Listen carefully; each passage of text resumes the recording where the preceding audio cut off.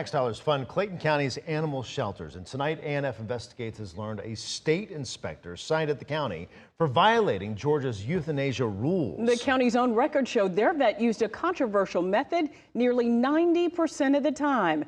Investigative reporter Anastasia Olmos is here to explain. Anastasia?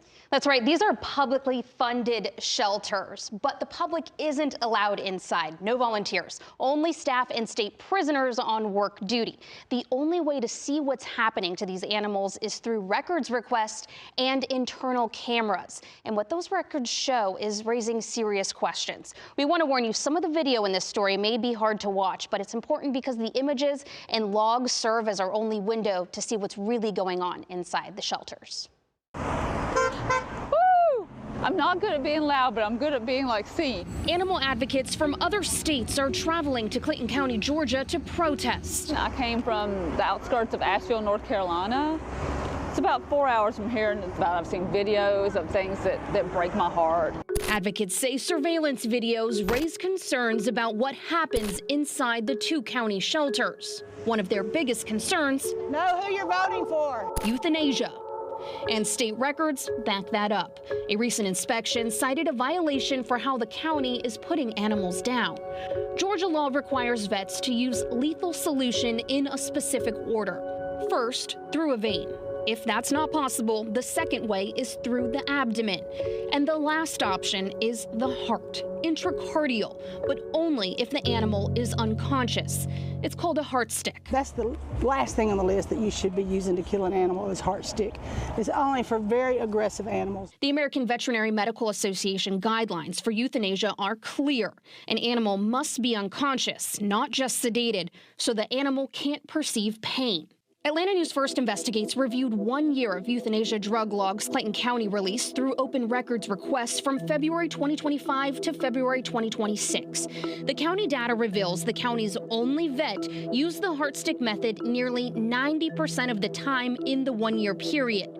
In March, the Georgia Department of Agriculture issued the county a violation for not following state euthanasia rules. The inspector wrote, quote, "I viewed the euthanasia records where majority of the animals were euthanized using intracardial injections." The vet's explanation to the inspector: she uses a sedation method called GV20, an injection at an acupuncture point on the head, and said it lowers blood pressure, making a heart stick necessary.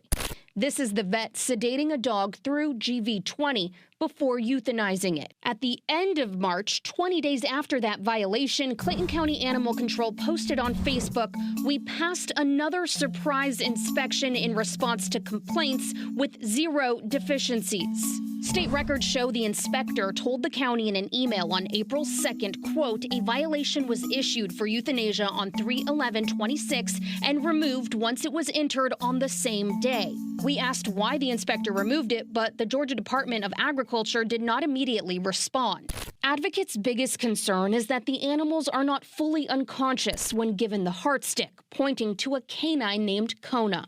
Advocates say surveillance video shows an animal control officer holding Kona down with a catch pole as the vet euthanizes the dog. It's unclear from the video whether Kona was unconscious. The drug logs don't show an anesthetic given because the page is missing from the records the county provided. When advocates asked for the missing page, the county said they'd no longer provide drug logs, citing state law protecting the personal privacy of medical and veterinary records. It is for if I took my personal animal to a vet, some random person couldn't get my records. That should not apply. State records do not cite any wrongdoing in Kona's case. Reform? Take one. That's your tax dollars at work. It's really hard and it's really stressful. But if we don't fight for them, who will, right? Because they don't have a voice. The county's vet did deny an interview with us, but when we asked about the violation, Clayton County Police said the issue was, quote, "documented as an observational comment, not a formal regulatory violation," saying CCAC has reviewed and adjusted procedures consistent with the Department of Agriculture guidance. We also requested additional drug logs, but Clayton County cited that same records law exemption, and we are still waiting to hear back from the Georgia Department of Agriculture. I'm Anastasia Olmos. Atlanta News First Investigates.